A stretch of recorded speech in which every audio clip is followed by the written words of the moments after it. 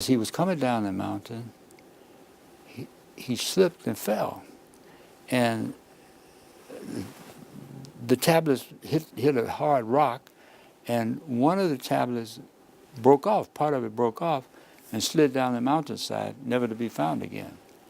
And people talk about the Ten Commandments, but what they don't know is that there was actually 11 commandments, and the one that broke and slipped off and slid down the mountainside was lost. But whenever I have a chance, I know what was on that one, on that 11th commandment. And whenever I have a chance, if people will listen, I will tell them. So, I mean, would you like to know what was on the 11th commandment? What is the 11th commandment? Okay, all right. Thou shalt not commit isms. That would be racism, sexism, ageism. You know, thou shalt not do that. You know, it's a part of human nature to want to do that. But I think God wanted to get that message somehow that we shouldn't do that. We shouldn't do those isms. So that's my little story about the 11th commandment. I love it. I love it. I love it. All right. So, okay, you wrote the book Seeing Patience. I read some of it, not all of it. I'll tell you because I've been busy. But I enjoyed the beginnings of how you were in Tennessee and how you were a young boy, and your first ism was seeing a man hung from the tree. That was your first ism, or no? Well, it was knowing, I sold the Pittsburgh Courier, which is, as you know, a national, for many years was one of the most prominent national African-American newspapers. And I was a little boy in my neighborhood, and I obviously lived in a segregated neighborhood. And I had a little paper route, and they'd drop off my Pittsburgh Couriers. And I had regular customers. I'd send them all my regular customers. And then I'd kind of walk around the neighborhood a little bit and say, I had seen the little boys on television, you know, there was a commercial, not television, they didn't have television, movies. It said, extra, extra, read all about it. And the little boy would shout the headlines as he walked around the neighborhood. Well, the headlines, all too frequently, I mean, they weren't every week, but more often than I was comfortable with, would be the lynching, a picture and a story of a lynching, usually a man, black male lynched. And that really got to me, again, subconsciously probably more and more. And finally, I just didn't want to go pick up the papers because I was anxious. Is this going to be another week when there's going to be a lynching on the page of the Pittsburgh Courier, the front page that I got to go sell?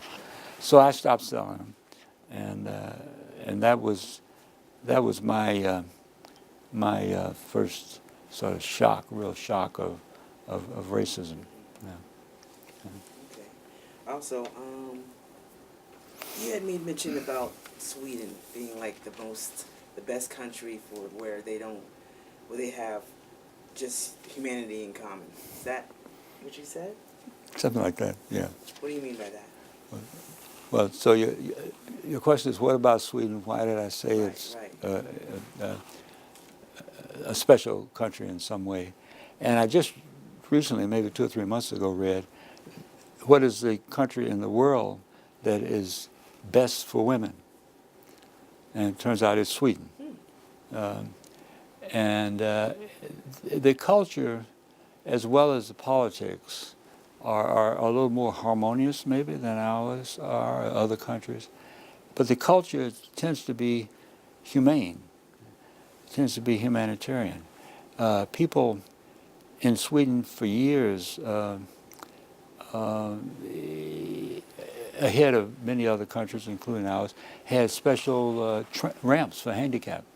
You know, the buses special for handicapped. You know, those kinds of things came out early. People who are born out of wedlock, it's not that big a thing. They don't punish the kid, you know, not the kid's fault. And so it's just more inclusive, more humane. And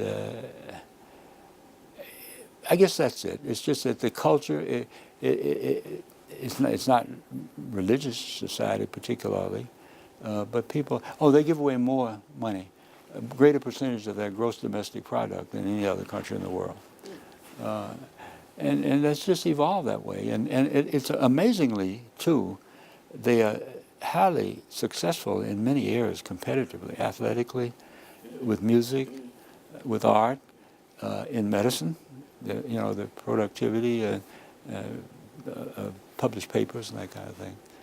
And they're just nice people. They treat you well. They don't cheat. Cheating is very rare in terms of money and so forth.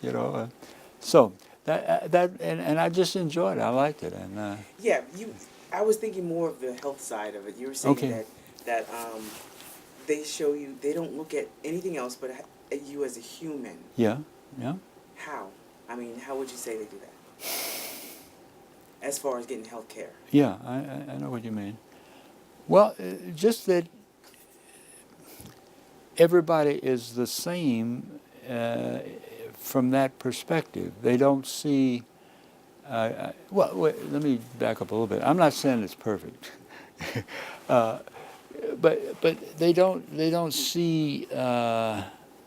Well, it's color, for example. I mean, they're not necessarily put off. They notice, they see. I mean, I don't think they claim to be colorblind, but they, for years, have treated. They're not the only country that's done that. Other European countries have, but they've accepted jazz music and produced some jazz music very very much for many years.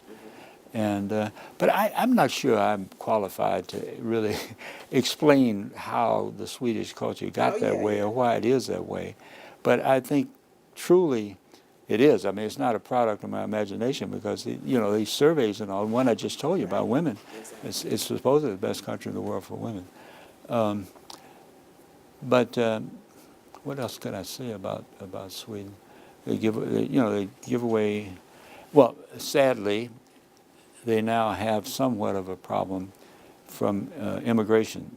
The immigrants that have come in the last 10 years or so, the adjustment isn't quite as smooth as you would hope. The human nature, prevails as well, wherever you are, I guess.